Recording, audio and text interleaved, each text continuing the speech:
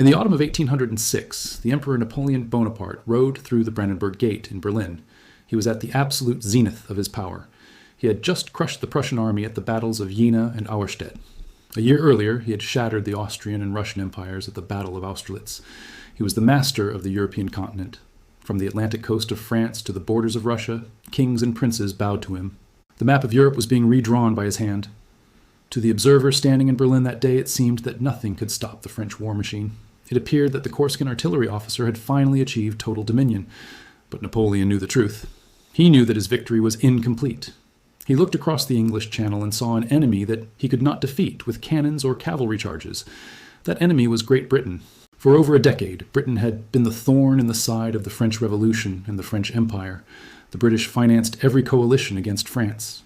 They paid the Russians to march. They paid the Austrians to fight. They paid the Prussians to mobilize. London was the bank of the anti-Napoleon alliance, and protecting this bank was the Royal Navy. Just 1 year before his triumph in Berlin, Napoleon had lost his entire fleet at the Battle of Trafalgar. Admiral Nelson had destroyed the French and Spanish navies in a single afternoon. That defeat meant that an invasion of England was physically impossible. Napoleon could not cross the Channel. He was like a tiger trapped on the land, staring at a shark that ruled the sea. Napoleon realized that if he could not defeat Britain militarily, he would have to defeat them economically. He analyzed the British system with the cold logic of a mathematician. He saw that British power did not come from its land or its population, which was much smaller than France. It came from trade. It came from credit. Britain was the workshop of the world and the merchant of the oceans. They imported raw materials from their colonies, turned them into finished goods in their factories, and sold them to Europe. This trade generated the gold that sustained the British pound. That gold paid the sailors in the Royal Navy. That gold subsidized the armies of Austria and Russia. Napoleon believed that the British economy was a house of cards built on debt and exports. He famously called them a nation of shopkeepers.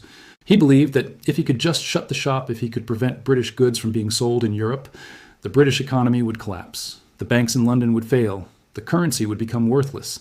The government would not be able to pay for its fleet. The shark would starve to death. So in November 1806, sitting in the conquered palace of the Prussian kings in Berlin, Napoleon signed the most ambitious and dangerous decree of his life. It was known as the Berlin Decree. With the stroke of a pen, he declared that the British Isles were in a state of blockade. He forbade any trade whatsoever with Great Britain. No British ship was allowed to enter any port in the French Empire or its allies. No British goods could be bought or sold. Any British subject found on French territory would be a prisoner of war. Any British property would be confiscated. Even letters written in English were to be seized. This was the birth of the Continental System. It was the first total economic war in modern history. Napoleon was trying to weaponize the entire coastline of Europe against one island. He was trying to conquer the sea by the land. The scope of this plan was breathtaking. It required absolute control over every harbor, every river mouth, and every fishing village from the Baltic Sea in the north to the Mediterranean in the south. It meant that a merchant in Amsterdam could not sell cheese to London. It meant that a winemaker in Bordeaux could not sell claret to Bristol. It meant that a timber merchant in Russia could not sell masts to the Royal Navy. At first the plan seemed to work. The British economy panicked. Exports to Europe slumped. Warehouses in London and Liverpool filled up with unsold goods. Cotton and sugar and coffee piled up on the docks. Riots broke out in the industrial towns of northern England as factories slowed down and workers were laid off. The value of the British pound wobbled. It seemed that the emperor had found the Achilles heel of his enemy. But Napoleon had underestimated the complexity of the global economy. He had underestimated the power of supply and demand. By banning British goods, he was not just hurting the British, he was hurting his own subjects. Europe had become addicted to the goods that only Britain and her colonies could provide. The people of Europe wanted coffee from the Caribbean. They wanted sugar. They wanted tobacco from Virginia. They wanted cheap cotton cloth from Manchester to clothe their families. They wanted indigo dye for their uniforms. Britain controlled the oceans, so Britain controlled the supply of all these tropical commodities. When Napoleon signed the decree, he effectively turned these everyday items into contraband. He made a cup of coffee illegal. He made a cotton shirt a crime. Almost immediately, the price of these goods skyrocketed across the continent.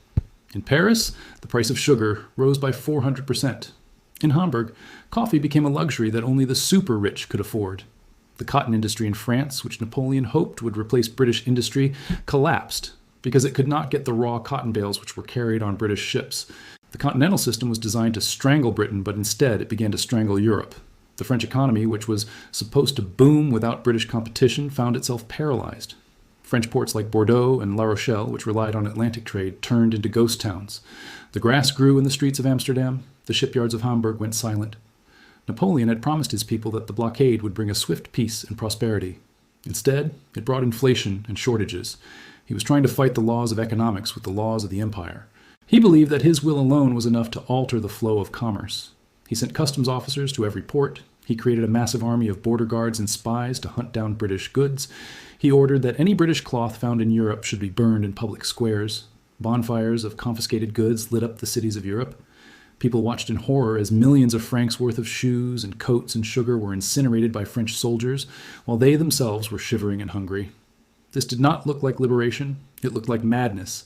The merchant class of Europe, which had initially welcomed Napoleon as a modernizer, began to turn against him. They were businessmen, not warriors. They did not care about the glory of France or the defeat of the British aristocracy. They cared about their ledgers. They cared about profit. And under the Continental System, there was no profit to be made legally. So they turned to the illegal. Napoleon had inadvertently created the most massive and sophisticated criminal enterprise in history: smuggling. The coastline of Europe is thousands of miles long. It is full of hidden coves and inlets and islands. It was impossible to police. As soon as the Berlin Decree was signed, a shadow economy sprang up to replace the legal one. Smugglers became national heroes. Fishermen turned their boats into blockade runners. They would meet British ships at sea under the cover of darkness, transfer the cargo, and slip back into French or Dutch or Italian ports. The British government encouraged this. They realized that Napoleon was trying to starve them of gold, so they used their gold to break his system. They established a massive smuggling base on the tiny island of Heligoland in the North Sea, just off the coast of Germany. Heligoland became the warehouse of the resistance. The British fortified the island and filled it with goods. Hundreds of ships would dock there every week. German smugglers would row out at night, load up their boats with coffee and sugar, and vanish into the river estuaries. It was said that you could buy British goods in Hamburg, easier than you could buy them in London, provided you were willing to pay the price. Even Napoleon's own army could not survive without the enemy. When the French army marched into Poland to fight the Russians in the winter of 1807, the soldiers were freezing. They needed overcoats. The French textile industry could not produce enough. The quartermasters had no choice. They secretly bought 50,000 overcoats from British merchants in Holland. The soldiers of the Grand Army marched to war wearing wool woven in Yorkshire and boots made of leather, tanned in England, paid for with French gold that ended up in the Bank of London. The irony was total. Napoleon was trying to bankrupt Britain, but his own war effort was subsidizing the British economy. By 1808, the cracks in the system were visible to everyone except the emperor. He refused to back down. He believed that the blockade just needed to be tighter. He believed that if he could just plug the holes, Britain would fall. He did not realize that the harder he squeezed, the more the sand would slip through his fingers. He was turning the entire continent into a prison, and he was the warden. And the prisoners were starting to riot. The stage was set for a tragedy that would not just destroy the economy, but would consume the empire itself in fire and ice. The first crack in the wall appeared in the southwest on the edge of the Atlantic Ocean. Portugal was a small kingdom, but it played an outsized role in the global economy. For centuries, it had been the oldest ally of Great Britain. The Portuguese economy was almost entirely integrated with the British. They exchanged their port wine for British wool and manufactured goods. To ask Portugal to join the Continental System and ban British trade was not asking for a change in foreign policy, it was asking for national suicide. When Napoleon demanded that the Portuguese Prince Regent close his ports to British ships and confiscate British property, the prince refused. He simply could not do it. His treasury would be empty in a month. Napoleon did not hesitate. In 1807, he ordered a French army to march across Spain to invade Portugal. He was determined to plug the leak in his economic dam. But this decision triggered a chain of events that would bleed the French Empire dry, both literally and financially. To get to Portugal, the French army had to pass through Spain. Spain was technically a French ally, but it was a weak and unstable one. Napoleon looked at the Spanish monarchy and saw incompetence. He saw a country that was not enforcing the blockade strictly enough. So he made a fatal calculation. He decided to remove the Spanish king and place his own brother, Joseph Bonaparte, on the throne.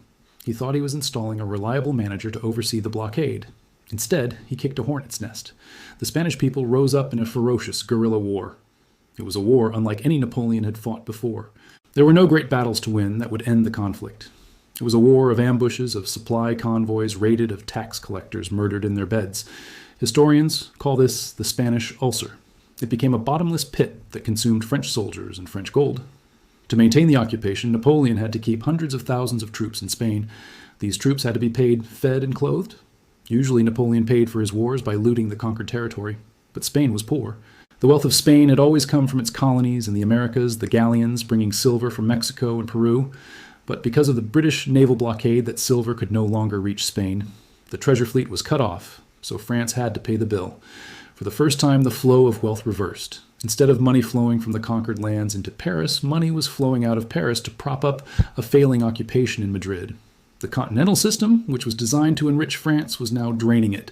While the war in Spain raged, the economic pressure on the other side of Europe was reaching a breaking point. The Russian Empire was the eastern pillar of Napoleon's system. Tsar Alexander I had agreed to join the blockade in the Treaty of Tilsit in 1807. He had promised to stop selling goods to the British. But the Russian economy was fundamentally different from the French economy. France was an agricultural nation that could feed itself. Russia was a resource exporter. The entire wealth of the Russian nobility, the class that supported the Tsar, came from selling raw materials to Great Britain.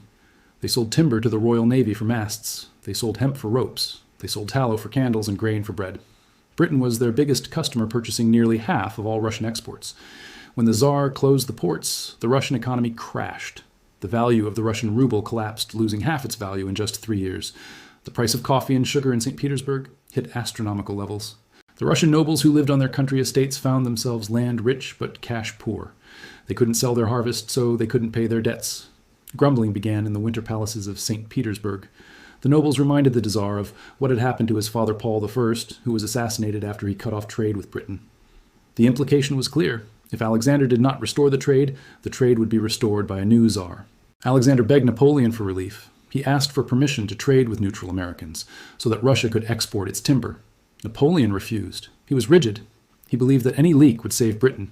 He told the Tsar that he must suffer for the greater good of defeating the English. But while Napoleon was demanding sacrifice from his allies, he was secretly cheating on his own system. This was the ultimate hypocrisy that shattered the alliance. By 1810, the French economy itself was in a deep recession. The textile mills in Lyon and Normandy were closing because they couldn't get raw cotton. The customs revenues were collapsing because there was no legal trade to tax. Napoleon needed money to fund his armies. He realized that the blockade was hurting France almost as much as it was hurting Britain. So he devised a cynical solution. He began to issue special trading licenses. These licenses allowed French merchants to trade with Britain legally. They could export French wine and silk to London, and in return, they could import essential goods like indigo and timber. The merchants paid a massive fee to the French treasury for these licenses. It was state-sanctioned smuggling. Napoleon was effectively saying that it was illegal for anyone in Europe to trade with Britain except for him. When the Tsar found out about this, he was furious. He saw French ships carrying British goods into Russian ports, while Russian ships were rotting at the docks. He realized that the Continental System was not a military strategy against Britain. It was a protectionist racket designed to enrich France at the expense of everyone else. In December 1810, the Tsar made his move. He issued a ukase, a royal decree that opened Russian ports to neutral shipping. Effectively, he was letting the British back in. At the same time, he imposed heavy tariffs on French luxury goods like wine and silk. It was an economic declaration of war. Russia had broken the blockade. Napoleon received the news in Paris with cold fury. He knew what this meant. If Russia was allowed to trade with Britain, the blockade was finished. British goods would flood into northern Europe via Russia. The British economy would recover, the Continental System would dissolve. Napoleon felt he had no choice. He had to enforce the law. He had to act like a customs officer who finds a hole in the fence. But because he was an emperor, he couldn't just send a fine. He had to send an army. He began to assemble the largest military force in the history of mankind up to that point, the Grand Army. More than 600,000 men were gathered from every corner of his empire. There were Frenchmen, Italians, Poles, Germans, and Austrians. It was a European army marching under a French flag. The logistics of this invasion were driven by the same economic madness that started it. To feed 600,000 men and tens of thousands of horses, Napoleon needed massive supplies. He couldn't rely on foraging in the poor Russian countryside. He had to bring everything with him. He assembled thousands of wagons, herds of cattle, and mountains of grain. But the cost was staggering. To pay for this mobilization, France had to squeeze its remaining allies even harder, forcing them to pay higher taxes and provide more soldiers. The economy of Europe was being strip-mined to pay for a police action against Russia. Napoleon's advisors warned him. They told him that Russia was too big, too cold, and too poor to conquer. They told him that the British economy was already adapting, finding new markets in South America and Asia. They told him that the blockade had failed, but Napoleon could not turn back. He was a prisoner of his own economic logic. He believed that the only way to save his empire was to bankrupt Britain, and the only way to bankrupt Britain was to close the Russian ports. On June 24th, 1812, the Grand Army crossed the Niemen River into Russia. Napoleon did not tell his soldiers they were marching to enforce a trade embargo. He told them they were marching for glory. He told them they were marching to protect European civilization. But the reality was much more mundane and much more tragic. They were marching because a tariff policy had failed. They were marching because the price of timber and coffee had become a matter of life and death. As the soldiers marched east, kicking up the dust of the Russian plains, they had no idea that they were walking into an economic black hole. They were about to discover that you cannot force a nation to do business with you at the point of a bayonet. The invasion of Russia, which would result in the deaths of 500,000 men and the destruction of the French Empire, was not launched to capture territory. It was launched to close a loophole. The tragedy of 1812 was that the greatest military mind in history destroyed himself, trying to solve a problem that should have been handled by a trade treaty. He tried to arrest the law of supply and demand, and in the end, the law won. The snows of Russia were waiting to bury the Grand Army, but it was the ledger book that had already signed their death warrants. The Grand Army that marched into Russia in the summer of 1812 was the most expensive military asset ever assembled. It was a moving city of 600,000 men, 50,000 horses, and thousands of artillery pieces. In terms of human capital and equipment, it represented the accumulated wealth of a decade of French conquests. Every musket, every uniform, and every bushel of oats in the supply wagons had been paid for by the taxes and tributes of a subjugated Europe. Napoleon believed he could fight a short, sharp campaign. His economic model of warfare relied on speed. He would smash the Russian army in a decisive battle near the border, force the Tsar to surrender, and reintegrate Russia into the Continental System before the winter set in. It was a strategy based on a quick return on investment. But the Russians refused to play by his rules. They understood the economic weakness of the French position better than Napoleon did. They knew that the Grand Army was a beast that needed to be fed. If they fought, they might lose, but if they retreated, they could let the land itself destroy the French investment. So the Russian army fell back, and as they retreated, they destroyed everything. This was the scorched earth policy. It was total economic warfare. The Russian peasants burned their own crops. They destroyed their own barns. They poisoned their own wells. They drove their cattle east, away from the invaders. They effectively liquidated their own assets to prevent them from falling into the hands of the French. When Napoleon's soldiers arrived in a village hoping to find food and shelter, they found only ash and silence. The Grand Army was marching into a desert of its own making. The logistical plan, crafted with such mathematical precision in Paris, began to fall apart within weeks. The supply wagons, drawn by heavy oxen and horses, could not keep up with the forced marches of the infantry. The roads in Russia were not the paved highways of France. They were dirt tracks that turned into mud pits when it rained and dust bowls when it was dry. The horses began to die. This is often overlooked in military histories, but economically, it was the first sign of bankruptcy. A cavalry horse was an expensive piece of military technology, requiring years of training and massive amounts of grain. As the supply lines stretched and the local forage disappeared, the horses starved. By the time the army reached Smolensk in August, thousands of horses had already died, not from enemy fire, but from colic and exhaustion. Without horses, the artillery couldn't move. Without horses, the cavalry couldn't scout. The army was losing its capital assets at a terrifying rate before it had even fought a major battle. Napoleon faced a critical decision at Smolensk. His supply lines were strained to the breaking point. His generals advised him to stop, winter in Smolensk, and rebuild his logistics. It was the prudent economic choice. It would save the army. But Napoleon was a gambler who was chasing his losses. He looked at the balance sheet and saw only red ink. He had spent a fortune to get this far. If he stopped now without a decisive victory, the political cost would be ruinous. His allies in Prussia and Austria might defect. The blockade against Britain would crumble. He needed a payout. He needed Moscow. He believed that Moscow was the heart of the Russian economy. If he captured the Holy City, the Tsar would have to negotiate. He would sign a new treaty, reopen the blockade, and the war would pay for itself. So he pressed on. On September 7th, the two armies finally met at Borodino. It was the bloodiest single day of the Napoleonic Wars. It was a slugfest of raw attrition. Napoleon won, but it was a Pyrrhic victory. He lost 30,000 men, irreplaceable veterans who were the core of his military power. He spent ammunition he couldn't easily resupply. He damaged the asset he was trying to preserve. A week later, the French army crested the Poklanaya hill and saw Moscow spread out before them. It was a glittering prize. The golden domes of the Kremlin shone in the autumn sun. Napoleon waited at the city gates, expecting a delegation of boyars to come out with the keys to the city, just as they had in Berlin and Vienna. He waited and waited. No one came. The city was silent. The Russians had done the unthinkable. They had evacuated their own capital. The richest city in the empire, the storehouse of centuries of wealth, had been abandoned. When the French troops entered the city, they found it empty. They found palaces filled with furniture but no people. They found shops stocked with luxury goods but no food. They were like bank robbers who had broken into the vault only to find that the airlocks had sealed them inside. Then the fires started. On the night of September 14th, fires broke out across the city. At first, the French thought it was an accident, but the fires spread against the wind. They found fuses and incendiary devices. The governor of Moscow, Count Rostopchin, had ordered the city to be burned to the ground. He had released criminals from the prisons and given them torches. For 3 days, Moscow burned. Napoleon watched from the Kremlin windows in disbelief. He shouted, "What a people! They are Scythians! This is a war of extermination!" The burning of Moscow was the ultimate act of economic denial. The Russians incinerated their own capital rather than let it serve as winter quarters for the French. The warehouses of grain, the winter clothing, the shelter, everything Napoleon needed to survive the winter, went up in smoke. Napoleon stayed in the ruins of Moscow for 5 weeks. It was a fatal hesitation. He was waiting for a letter from the Tsar. He couldn't believe that Alexander would keep fighting after losing his capital. He was applying the logic of Western Europe to the east, and it was failing.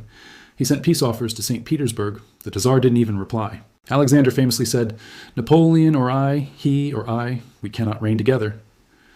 By mid-October, the first snowflakes began to fall. The reality of the situation finally pierced Napoleon's denial. He was sitting in a burned-out city, 1,000 miles from home, with no food, no winter clothing, and an army that was disintegrating into a mob of looters. He had captured the asset, but it was worthless. The investment had failed completely. On October 19th, 1812, the retreat began. It was not a military maneuver. It was a bankruptcy liquidation sale. The soldiers, desperate to salvage something from the disaster, loaded their packs with useless loot from Moscow: silver candlesticks, silk tapestries, porcelain vases. They threw away their rations to carry gold. They were trying to take the wealth of Russia with them, not realizing that you cannot eat gold. As the Russian winter descended with its full fury, the retreat turned into a horror story. Temperatures dropped to minus 30 degrees. The loot was abandoned by the roadside. The silver candlesticks were traded for a piece of horse meat. The silk tapestries were wrapped around freezing feet. The Grand Army, the most expensive machine in Europe, fell apart. The horses died first. They slipped on the ice and couldn't get up. The starving soldiers would rush upon a fallen horse and carve the meat from its flanks while it was still alive. Without horses, the artillery had to be abandoned. Hundreds of cannons, the pride of the French industry, were spiked and left in the snow. Then the wagons were left behind. The treasury of the army, millions of gold francs meant to pay the troops, was dumped into a lake to prevent the Cossacks from getting it. The Cossacks harried the flanks of the retreating columns, cutting down stragglers. But the cold and hunger were the real killers. The army that had marched into Russia with 600,000 men was reduced to a spectral column of shivering skeletons. The economic cost of the retreat is almost impossible to calculate. It wasn't just the loss of men, although that was horrific. It was the loss of the accumulated capital of a generation. The trained horses, the skilled blacksmiths, the experienced sergeants, the muskets, the boots, the wagons. It was all gone. When the remnants of the Grand Army crossed the Berezina River in November, it was the final scene of the tragedy. Engineers worked in freezing water up to their chests to build bridges, dying of hypothermia to save their emperor. In the panic to cross, thousands were trampled or pushed into the icy water. By the time the army staggered out of Russia in December, fewer than 50,000 men remained fit for duty. Napoleon had lost 90% of his workforce. He had lost his entire investment. He abandoned his army in Lithuania and raced back to Paris by sleigh. He knew that the political sharks were circling. He had to get back to the capital to reassure the bankers and the politicians that he could rebuild. But the spell was broken. The myth of French invincibility lay frozen on the road to Moscow. The Continental System, the trade war that had started the whole disaster, collapsed completely. Russia opened its ports to British ships. British goods flooded back into Europe. The gold that Napoleon had spent on the invasion ended up in the pockets of Russian merchants and British smugglers. Napoleon had tried to enforce a monopoly on the European economy, and the market had destroyed him. He had learned the hardest lesson of economics. Resources are finite, and the cost of acquiring them can sometimes exceed their value. The retreat from Moscow was the greatest margin call in history, and the French Empire could not pay it. When Napoleon Bonaparte arrived back in Paris in December 1812, he did not look like a conquered man. He looked like a man in a hurry. He had left the frozen corpses of his grand army behind him, but in his mind, the spreadsheet was already resetting. He needed a new army, and he needed it immediately. The ruthlessness of the French state machinery went into overdrive. Napoleon called up the conscripts early. He emptied the police stations and the forestry services to find men. Amazingly, within a few months, he had raised another army of 300,000 men. It was a miracle of administration. But there was a difference between a man holding a musket and a soldier. The army Napoleon lost in Russia was rich in human capital. It was composed of veterans, skilled marksmen, and hardened sergeants who had marched thousands of miles. The new army was composed of teenagers. They were brave, but they were unskilled labor. And while Napoleon could conscript men by decree, he could not conscript horses. The destruction of the French cavalry in Russia was an economic blow from which the empire never recovered. A horse takes 5 years to breed and train. You cannot speed that up with a law. France was bankrupt of horses. This meant the new army was blind. It had no scouts. It had no shock troops. It was an army of infantry that could hold ground but could not pursue a defeated enemy. Meanwhile, on the other side of the English Channel, the British government was making its move. They saw that the French giant was wounded. They knew that now was the time to close the deal. London did not send a massive army to Europe. They sent something far more powerful. They sent gold. The Chancellor of the Exchequer opened the vaults of the Bank of England. The British government issued massive loans and subsidies to Russia, Prussia, and Austria. They essentially hired the armies of Europe to fight Napoleon. This was known as the Horse, Cavalry of St. George, a reference to the gold sovereign coins stamped with the image of the saint slaying the dragon. The British diplomats went to the courts of Berlin and Vienna and placed stacks of gold on the table. They paid for every musket, every cannonball, and every uniform that the coalition armies used. It was the ultimate triumph of the British system of credit over the French system of plunder. Napoleon had to pay for his wars by stealing from the countries he occupied. But since he had already looted Germany and Italy dry, he had no revenue stream left. Britain, on the other hand, paid for the war by borrowing from its own wealthy merchant class, who happily bought government bonds because they trusted the state to pay them back. In 1813, the War of the Sixth Coalition began. It was a war of economics.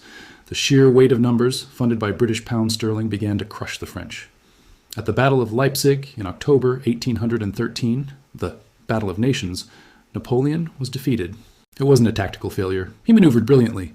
It was a failure of resources. He ran out of ammunition. He ran out of reserves.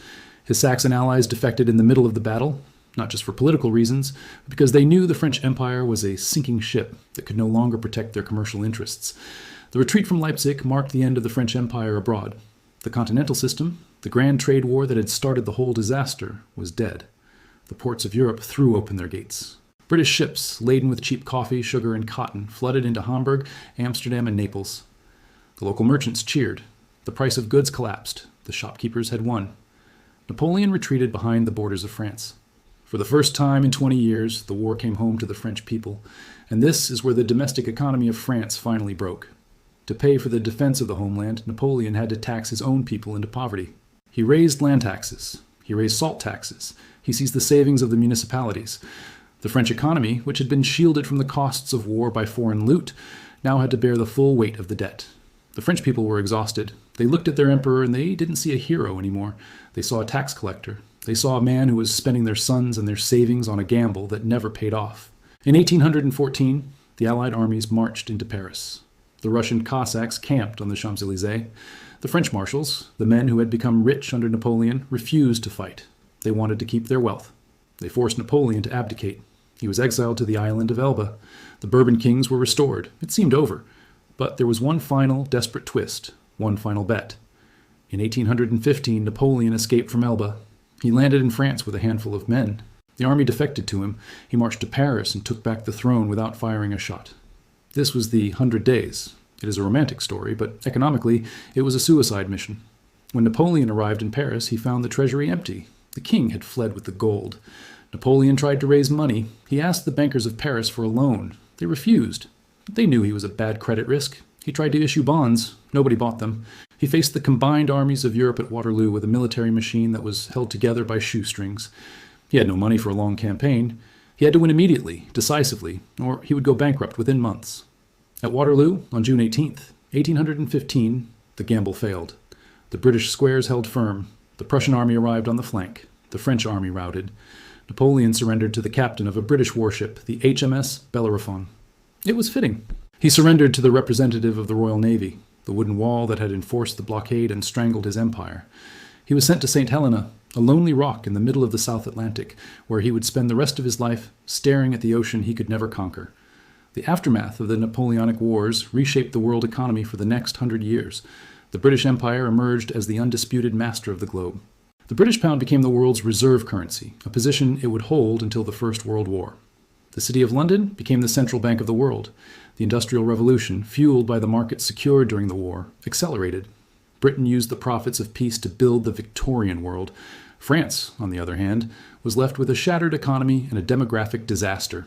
The loss of so many young men in Russia in the later campaigns haunted France for a century. The population stagnated. The economy remained largely agrarian while Britain industrialized. France remained a great power of culture and art, but it never again challenged Britain for economic supremacy. The story of the Continental System is the ultimate lesson in the futility of trade wars. Napoleon proved that you cannot fight the market. He tried to build a fortress Europe, a closed economic zone where politics dictated trade. He failed because the desire of people to buy and sell, to seek the best price and the best goods, is a force of nature. He thought he could starve the shopkeepers. Instead, he forced them to become smugglers, innovators, and ultimately conquerors. The French Empire died not because its soldiers were weak, but because its business model was flawed. It relied on plunder rather than production. It relied on coercion rather than credit. In the end, the ledger always balances. Napoleon conquered capitals, but he couldn't conquer the compound interest of the British debt or the laws of supply and demand. The greatest general of history was defeated by the invisible hand of the economy. I'm John, and this is the Cinematic History Tales channel. Subscribe now to stay ahead of the curve, because when the history books are written, you'll want to be among the few who saw it coming.